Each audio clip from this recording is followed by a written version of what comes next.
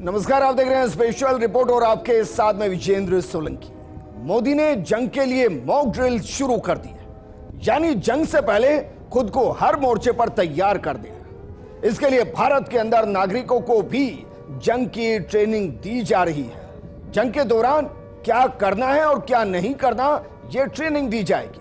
वायुसेना, थल सेना और नेवी तीनों तैयार हो चुकी है। एक इशारा और पाकिस्तान के 5 टुकड़े कर दिए जाएंगे। मॉक ड्रिल के जरिए सिविल डिफेंस की ट्रेनिंग दी जाएगी, सायरन बजाया जाएगा, ब्लैकआउट किया जाएगा, जंग का ऐलान किया जाएगा। लेकिन मोदी की मिलिट्री प्लानिंग क्या है?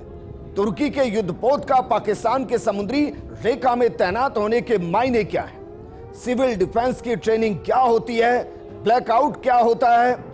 इससे पहले देश में 1971 में सिविल डिफेंस की ट्रेनिंग दी गई थी और उस दौरान पाकिस्तान के 2 टुकड़े कर दिए गए थे। अब सिविल डिफेंस की ट्रेनिंग की घोषणा भर से पाकिस्तान कांप रहा है, पाकिस्तान डरा हुआ है, पाकिस्तान में कोहराम मचा हुआ है। वहां के नेता, वहां के सिविलियन, वहां की सेना के अधिकारी कह रहे हैं कि देश छोड़कर भाग रहे हैं। यानी देश में मोदी के ऐलान के बाद पाकिस्तान में कोहराम मचा हुआ है, लेकिन पाकिस्तान के अंदर 5 टुकड़े कर दें। मोदी के सिविल डिफेंस की ट्रेनिंग, ब्लैकआउट, सायरन और इसके साथ साथ सिविल डिफेंस क्या होता है, आज हम आपको तसल्ली से समझाने वाले हैं।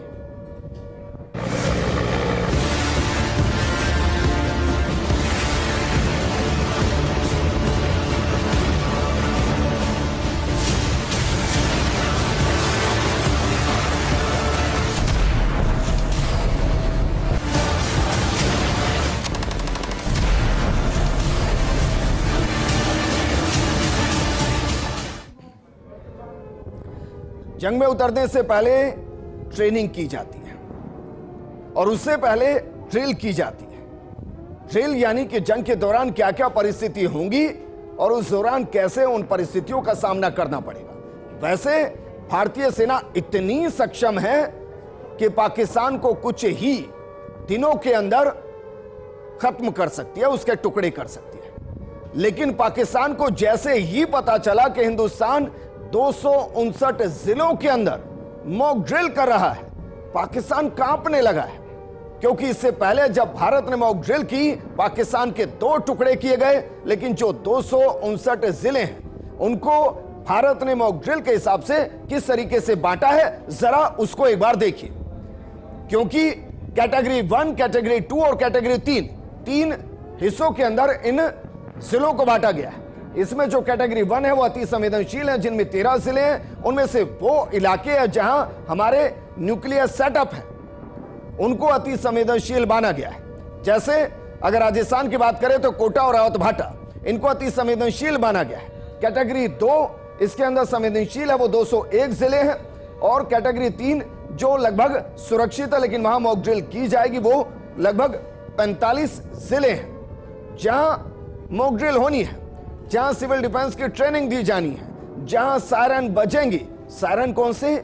जो जंग के दौरान बजते हैं। जंग के दौरान जब मिसाइल अटैक होता है, फाइटर जेट उड़ रहे होते हैं, जब लगातार गोलीबारी हो रही होती है, उस दौरान जो सायरन बजता है आपको सुरक्षित रखने के लिए या आपको किस तरीके से उस जंग का हिस्सा बनना है, ये अलग अलग तरीके के सायरन होते हैं जिसकी ट्रेनिंग कल दी जाएगी। लेकिन इस दौरान किस राज्य के कितने शहर होंगे, जरा इसको भी एक बार देख लीजिए। इसमें राजस्थान, जहां 1000 से ज्यादा किलोमीटर के पाकिस्तान से बॉर्डर की सीमा लगती है, उसके 28 शहर हैं।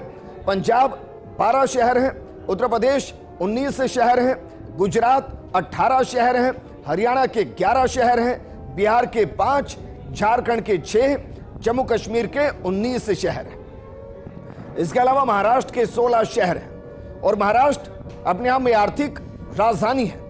और इसलिए 1971 के अंदर भी जब सिविल डिफेंस की ट्रेनिंग दी गई थी, उस दौरान मुंबई, जो उस वक्त बंबई हुआ करता था, वहां बाकायदा ट्रेनिंग दी गई थी और कई वहां की इमारतों को कैमोफ्लेज किया गया था।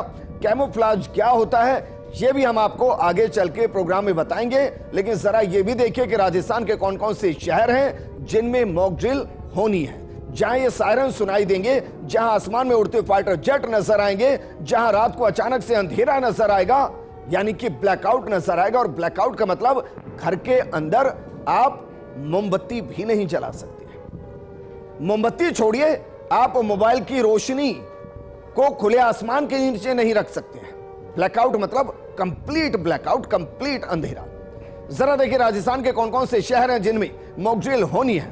कोटा, रावतभाटा, अजमेर, अलवर, बाड़मेर, भरतपुर, बीकानेर, बूंदी, गंगानगर, हनुमानगढ़, जयपुर, जैसलमेर, जोधपुर, उदयपुर है, सीकर है, भिवाड़ी है, नाल बीकानेर का हिस्सा, श्री गंगानगर का सूरतगढ़ है, सिरोही का अबरोड है, अजमेर का नसीराबाद है, जयपुर का फुलेरा है, नागौर है, जालोर है, ब्यावर है, श्री गंगानगर का लालगढ़ है, सवाई माधोपुर, पाली और भीलवाड़ा। ये वो इलाके हैं जहां आपको ये सायरन नजर आएगा जो जंग का सायरन है। और इसके अलावा वहां फाइटर जेट उड़ते हुए नजर आएंगे, सिविल डिफेंस की ट्रेनिंग नजर आएगी, बाकायदा आपको कैमोफ्लेज नजर आएंगे, ब्लैकआउट नजर आएगा। और पाकिस्तान कांप रहा है क्योंकि ये सब कुछ जंग में उतरने से पहले की एक फाइनल रिहर्सल है। वो रिहर्सल जिसके बाद सीधी जंग होगी। हालांकि जंग शुरू हो चुकी है क्योंकि जिस तरीके से बॉर्डर पर 10 दिनों से सीज फायर का उल्लंघन हो रहा है, वहां पर ना जाने कितनी गोलियां हर दिन चल रही हैं, जंग शुरू हो चुकी है। डिप्लोमेटिक तौर पर भी मोदी सरकार जंग को शुरू कर चुकी है और वहां पाकिस्तान हर दिन हार रहा है। लेकिन जिसे आम बोलचाल की भाषा में जंग कहते हैं, मतलब सैनिकों का सीधा एक दूसरे से भिड़ना जो सरहद पर इस वक्त चल रहा है। इसके अलावा टैंक्स उतरना, नेवी का उतरना, फाइटर जेट्स का उतरना, आसमान में मिसाइल का नजर आना, क्या वो जल्द नजर आएगा? क्योंकि मॉक ड्रिल का मतलब जंग से पहले की अंतिम तैयारी है। और यह भारत ने सीखा भी है क्योंकि वर्तमान की जो मॉक ड्रिल है वो अतीत से सबक लेकर की जा रही है। दरअसल ये मॉक ड्रिल 1965 और 1971 के युद्धों के अनुभवों से प्रेरित है। उस समय सायरन, ब्लैकआउट और खाइयों ने लोगों की जान बचाई थी।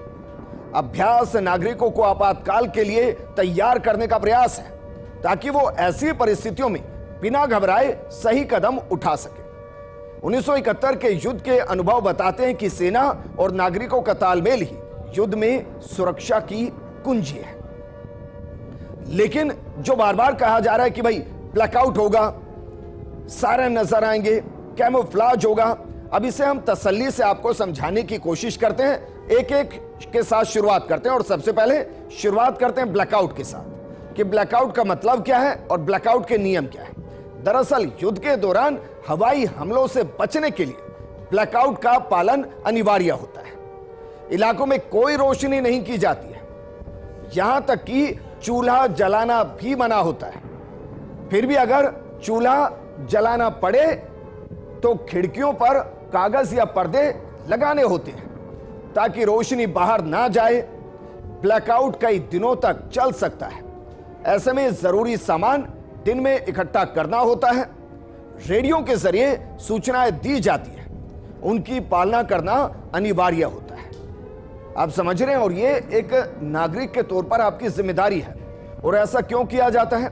ऐसा दरअसल इसलिए किया जाता है कि दुश्मन के फाइटर जेट अगर आपके शहर के ऊपर से उड़ रहे हैं तो उनको आपकी लोकेशन ना मिले, इसलिए ऐसा किया जाता है। वो आपको सीधा टारगेट ना कर पाए, इसलिए ऐसा किया जाता है। हालांकि यह दौर बहुत अलग हो गया है। अब दुश्मन का फाइटर जेट भारत की सरहद में घुसेगा, उससे पहले उसको मार दिया जाएगा, जमीन पर गिरा दिया जाएगा। लेकिन फिर भी यह ट्रेनिंग बेहद जरूरी होती है। दूसरी ट्रेनिंग जो है वो ट्रेनिंग कैमोफ्लेज की ट्रेनिंग है। कैमोफ्लेज को समझने की जरूरत है। हालांकि कैमोफ्लेज अक्सर आप सेना के अंदर देखते हैं, जंग के दौरान यह एक महत्वपूर्ण भूमिका निभाता है।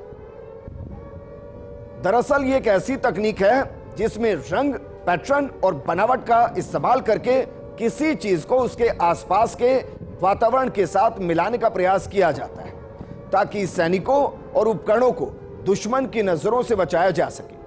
कैमोफ्लेज में रंग और पैटर्न का इस्तेमाल किया जाता है जो आसपास के वातावरण से मिलते जुलते हों। उदाहरण के लिए जंगल में सैनिकों के लिए हरे और भूरे रंग का कैमोफ्लेज उपयुक्त होता है। मोटे तौर पर आपको समझाएं, जैसे गिरगिट को आपने देखा है, अगर वो हरे रंग पर होता है तो वो हरा हो जाता है, अगर वो जमीन पर होता है तो भूरा हो जाता है, अगर वो किसी लाल रंग पर है तो वो अपने शरीर को लाल रंग का कर लेता है, और यही कैमोफ्लेज कहलाता है। यानी आप अपने आसपास के वातावरण में खुद को समाहित कर लें ताकि दुश्मन आपको देख ही ना पाए। हम मानकर चल रहे हैं कि आप समझ गए हैं, लेकिन फिर भी एक तस्वीर के माध्यम से आपको समझाने की कोशिश करते हैं कि कैमोफ्लेज क्या होता है। जरा इस तस्वीर को देखिए गौर से। इस तस्वीर के अंदर दोनों आपको एक जैसे पहले नजर आ रहे थे, लेकिन इस तस्वीर को जब आप देखेंगे तो आपको सैनिक नजर ही नहीं आएगा, लेकिन इसमें सैनिक है, और यही दरअसल कैमोफ्लेज है, क्योंकि इस तस्वीर के अंदर ये सैनिक छुपे हुए हैं जो बाकायदा दुश्मन की नजरों से बचते हुए दुश्मन को खत्म करने की ताकत रखते हैं, और ये कैमोफ्लेज कहलाता है। अक्सर जंग के अंदर कैमोफ्लेज की एक बड़ी भूमिका होती है, महत्वपूर्ण भूमिका होती है, और कई बार ऐसा भी होता है कि जो हमारी महत्वपूर्ण इमारतें हैं उन इमारतों को भी कैमोफ्लेज किया जाता है, यानी उसके आसपास के इलाके से जुड़े हुए रंगों के साथ उस इमारत को ढक दिया जाता है। जैसे कहते हैं कि 1971 की जंग के दौरान ताजमहल को कैमोफ्लेज किया गया था, यानी उसको ढक दिया गया था। आगे बढ़ते हैं और अब आपको बताते हैं कि सिविल डिफेंस की मॉक ड्रिल क्या होती है। जरा अब इसको समझिए, जिसको लेकर पाकिस्तान कांप रहा है, पाकिस्तान डरा हुआ है, पाकिस्तान में कोहराम मचा हुआ है। अब सोचिए, एक तो वो भूखा, पानी ना देने की वजह से प्यासा, और अब वो हर दिन मर रहा है ये सोचकर कि भारत ना जाने कब अटैक कर दे। वो इस टेंशन में ही मरा जा रहा है, और इस मॉक ड्रिल की घोषणा के साथ ना सिर्फ उसकी टेंशन बढ़ी है, हम मानकर चल रहे हैं कि बीपी हाई हो गया होगा, क्योंकि उनकी धड़कनें बढ़ गई होंगी कि ना जाने कब हिंदुस्तानी सेना पाकिस्तान के टुकड़े करने के लिए सरहद पार करके आ जाए। दरअसल सिविल डिफेंस मॉक ड्रिल एक ऐसा अभ्यास होता है जिसमें वास्तविक परिस्थितियों की तरह ही हवाई हमले के सायरन बजाए जाते हैं, शहरों को ब्लैकआउट किया जाता है, नागरिकों को सुरक्षित आश्रयों में ले जाया जाता है, इमरजेंसी से जुड़ी टीमें अपनी भूमिका निभाती हैं। इसका मकसद नागरिकों में जागरूकता बढ़ाना, आपदा के समय घबराहट, भ्रम और नुकसान को कम करना है, ताकि सिविलियंस अपनी जिम्मेदारी को निभा सके।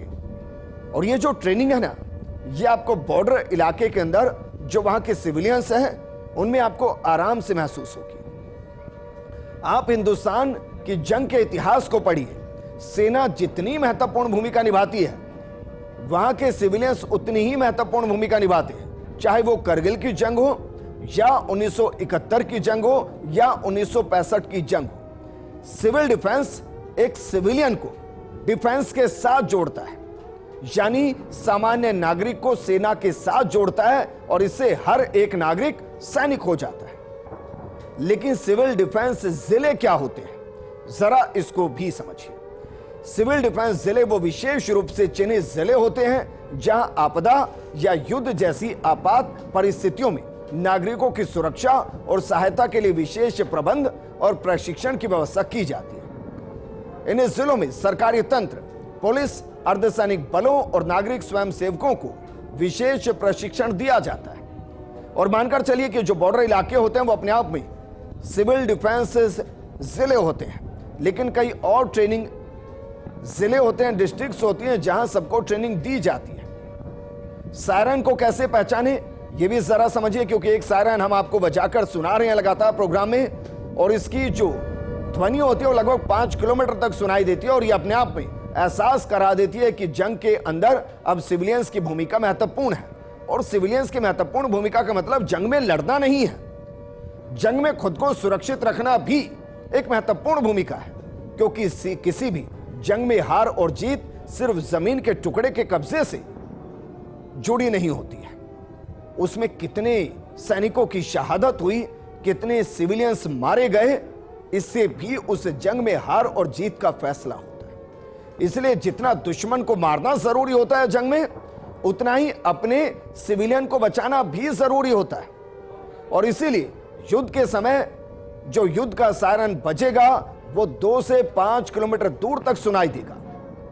युद्ध का सायरन आम अलार्म की तरह होगा, लेकिन एम्बुलेंस की सायरन जैसी नहीं, उससे थोड़ी अलग आवाज होगी। यह तेज आवाज वाला वार्निंग सिस्टम होगा जो 120 से 140 डेसिबल तक की आवाज करता है। इसका मकसद होगा एयर स्ट्राइक की सूचना पहले से दे देना, क्योंकि अमूमन ये तो ख्वाब में भी मत सोचिए कि पाकिस्तान की सेना हम तक पहुंच जाएगी, असंभव है। लेकिन उनके इक्के दुक्के फाइटर जेट जो गलती से किसी शहर के ऊपर से आए, तो फिर इस सायरन को आप गौर से सुनिएगा और उसके बाद जो कल सिविल डिफेंस के ट्रेनिंग के दौरान आपको सिखाया जाए उसका आपको ध्यान रखना है, क्योंकि आपका ध्यान रखना ही हमारी सेना को उस जंग में 4 कदम आगे ले जाएगा। तो चलिए जरा देखिए सिविल डिफेंस की शुरुआत कैसे हुई, जिसको कल किया जाना है। सिविल डिफेंस का कॉन्सेप्ट 1962 में शुरू हुआ, जब चीनी सैनिकों ने लद्दाख और अरुणाचल प्रदेश में भूमि के बड़े हिस्से पर अवैध रूप से कब्जा कर लिया था। इस अवधि के दौरान कई राज्यों में ब्लैकआउट देखा गया, यानी लाइट बंद करके अंधेरा कर दिया गया। हवाई हमलों की स्थिति में खुद को बचाने के लिए लोगों को ट्रेनिंग दी गई। ट्रेच खोदे गए। ट्रेच का मतलब घर के बाहर एक गड्ढा खोद देना लंबा, ताकि अगर ऊपर से कोई अटैक हो तो आप उस गड्ढे में बच जाएं जब आप भागते हुए इधर से उधर जा रहे हैं। साथ ही हमले की स्थिति में कैसे निकासी होगी, इसकी योजना बनाई गई। यहां तक कि दिल्ली जैसे शहरों में भी लोगों से मोमबत्तियां तक ना जलाने के लिए कहा गया, क्योंकि इससे दुश्मन के फाइटर प्लेन को दिशा मिल सकती थी। हालांकि इस जंग के दौरान हम 1971 की बात करें, 1962 की बात करें, उस जंग के दौरान चीनी कभी भी हवाई मार्ग से हिंदुस्तान के अंदर नहीं आए, इसलिए ब्लैकआउट की जरूरत नहीं पड़ी, सायरन अलार्म की जरूरत नहीं पड़ी। 3 साल बाद 1965 में और फिर 6 साल बाद 1971 में इसी तरह की स्थिति महसूस हुई, लेकिन उस दौरान सिविल डिफेंस की ट्रेनिंग नहीं दी गई। सैनिकों के साथ साथ नागरिकों को भी शत्रुतापूर्ण हमले की तैयारी के लिए उस दौरान ट्रेनिंग नहीं दी गई। 1971 में मुंबई में लगातार 13 रातों तक लाइटें बंद रही और भारत की आर्थिक राजधानी होने के कारण यह पाकिस्तान के निशाने पर भी थी। लेकिन इसके बाद 1999 के करगिल युद्ध में कोई सिविल डिफेंस की ट्रेनिंग नहीं हुई। न ही 2001 और 2 में ऑपरेशन पराक्रम के दौरान नागरिकों को ऐसे तैयार किया गया। जब भारत ने अपने सैनिकों को अंतर्राष्ट्रीय सीमा और एलओसी की तरफ खड़ा कर दिया था, तब युद्ध एकदम करीब लग रहा था, लेकिन उस दौरान भी सिविल डिफेंस की ट्रेनिंग नहीं दी गई थी। तो आप इससे समझ लीजिए कि इस वक्त क्या होने वाला है और पाकिस्तान में क्यों कोहराम है, क्यों डरा हुआ है। लेकिन मॉक ड्रिल में क्या होगा जरा मोटे तौर पर समझ लीजिए एक बार, ताकि कल जब मॉक ड्रिल हो तो आपके जहन में ये सारे पॉइंटर्स हो। इन पॉइंटर्स को भी जरा देख लीजिए। इसमें सबसे पहले पब्लिक वार्निंग सिस्टम की जांच, दूसरा है टेलीफोन और रेडियो लिंक परीक्षण, तीसरा है कंट्रोल और शैडो रूम की तैयारी, चौथा है नागरिकों का प्रशिक्षण, पांचवा है ब्लैकआउट तकनीक का परीक्षण और छठा है कैमोफ्लाज की तैयारी, सातवां है रेस्क्यू टीम की प्रतिक्रिया और आठवां है निकासी योजनाओं की समीक्षा। इस दौरान चलिए नागरिकों के लिए क्या निर्देश हैं यह भी देखते चलते हैं। सबसे पहला तो यह है कि आपको शांति बनाए रखनी है। दूसरा है स्थानीय प्रशासन के निर्देशों का पालन करना है। तीसरा है जरूरी वस्तुएं जैसे पानी, दवाएं और टॉर्च पास में रखनी है। जो सबसे महत्वपूर्ण है वो दरअसल यह कि अफवाहों पर ध्यान नहीं देना है, सिर्फ सरकारी स्रोतों से ही जानकारी लें। रेडियो और आधिकारिक संचार चैनल से अपडेट लें और फर्स्ट इंडिया से आप अपडेट ले सकते हैं। कोई कंफ्यूजन हो तो फर्स्ट इंडिया को कॉल भी कर सकते हैं, क्योंकि हम ना अफवाह फैलाते हैं और ना ही अफवाह फैलाने वालों का साथ देते हैं, उल्टा हम अफवाहों का खंडन करते हैं। इसलिए कोई कंफ्यूजन हो आप हमें कॉल कर लीजिएगा। अब जरा यह समझ लीजिए कि यह मॉक ड्रिल महत्वपूर्ण क्यों है, क्योंकि ऐसे ही थोड़ी ना मॉक ड्रिल हो रही है। 1999 में नहीं हुई, 2001 और 2 में नहीं हुई, तो अब मॉक ड्रिल क्यों हो रही है? दरअसल ये मॉक ड्रिल देश की तैयारी को मजबूत करने, जनता को जागरूक करने का अहम प्रयास है। यह एक गैर खतरे की स्थिति है, लेकिन तैयारी जरूरी है। यह अभ्यास जनता के बीच में ही किया जाएगा ताकि असली आपात स्थिति में लोग संयम रखें, दक्षता के साथ प्रतिक्रिया देना सीख सके और सेना के जो इशारे हैं उनको समझ सके। अपनी जिंदगी बचाने के लिए जो प्रतिक्रियाएं दी जाएंगी उनको समझ सके। अब जरा यह भी देख लीजिए कि इसके संभावित प्रभाव क्या हो सकते हैं। दरअसल अस्थायी रूप से बिजली बंद की जा सकती है ब्लैकआउट के दौरान, मोबाइल नेटवर्क कमजोर हो सकते हैं, यातायात का तरीका बदला जा सकता है, हमले में आपात स्थिति स्थापित की जा सकती है, सीधे हमले में कैसे बचा जाए यह स्थिति स्थापित की जा सकती है, क्योंकि मॉक ड्रिल पूरे उस तरीके से होगी कि मानिए जंग के मैदान में आपकी जरूरत महसूस हुई, दुश्मनों से लड़ने के लिए नहीं, दुश्मनों के हमले से खुद की जिंदगी को बचाने के लिए। और अब अंत में हम आपको 1971 की जंग के सिपाही अमरजीत कुमार, जो कि कैप्टन है, सेवानिवृत्त हो चुके हैं, वो क्या कह रहे हैं। क्योंकि एक तरफ वो पाकिस्तान है जिसके सांसद भाग रहे हैं, जो अपने परिवारों को विदेश में शिफ्ट कर रहे हैं, जहां उनका सेना अध्यक्ष गायब है और जहां हर दिन विदेशों की फ्लाइटें बुक हो रही है कि जंग हो तो वो पाकिस्तान से भाग जाएं, उससे पहले ही हिंदुस्तान में जज्बा कहां तक है, ये आज हमें अमरजीत कुमार के एक लेटर और उसकी कुछ लाइनों से समझना चाहिए। जरा इसको पढ़िए और समझिए कि जज्बा कहां तक है। अमरजीत कुमार कह रहे हैं कि भले ही मेरी उम्र 75 साल हो चुकी है, लेकिन आज भी शारीरिक रूप से फिट हूं और मानसिक रूप से सक्रिय हूं। मेरी बैच के 240 अन्य पूर्व सैनिक भी देश की सेवा में फिर से लौटने को तत्पर हैं। एक सच्चा सैनिक कभी रिटायर नहीं होता, यह जज्बा जीवन भर हमारे भीतर जीवित रहता है। और यह हिंदुस्तान के 75 साल के सेवानिवृत्त कैप्टन अमरजीत कुमार कह रहे हैं, 75 साल के, जो कह रहे हैं कि मैं आज भी फिट हूं, जंग में मुझे उतार दीजिए, जो 1971 में किया वही 2025 में करके आऊंगा। यह हिंदुस्तान है जहां एक छोटे से बच्चे से लेकर बुजुर्ग तक राष्ट्र के साथ है, जंग में सेना के साथ है। इसलिए कल जो मॉक ड्रिल होगी वो 140 करोड़ लोगों की सैनिक बनने का प्रमाण होगा कि अगर जरूरत पड़ी तो वो सिविल डिफेंस के जरिए खुद की जिंदगी भी बचाएंगे, और अगर जरूरत पड़ी तो पाकिस्तान की सैनिकों की गर्दन को काटकर भी ले आएंगे। और इसीलिए पाकिस्तान के अंदर कोहराम है। इस प्रोग्राम में फिलहाल इतना ही। नमस्कार।